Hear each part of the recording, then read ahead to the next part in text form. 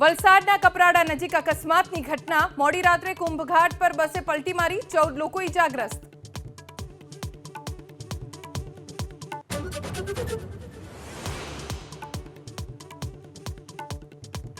રણોત્સવમાં જવા માટે એસટી વિભાગે બસ સેવા શરૂ કરી। મુસાફરોના ધસારાને જોતા નિર્ણય કલેક્ટરની સૂચના બાદ બસ સેવા કરાઈ શરૂ।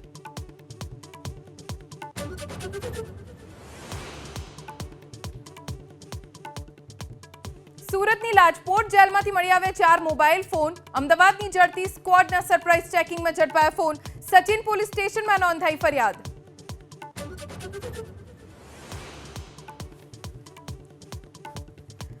સુરત જિલ્લામાં અનુભવાયો ભૂકંપનો આંચકો। ઉમરપાડા તાલુકાના ગામોમાં અનુભવાયા આંચકા। કોઈ જાનહાનિના સમાચાર નહીં।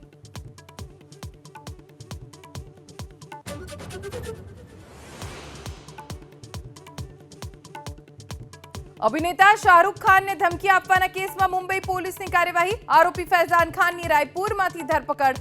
મુંબઈ પોલીસ કોર્ટ પાસેથી ટ્રાન્ઝિટ રિમાન્ડ માંગશે।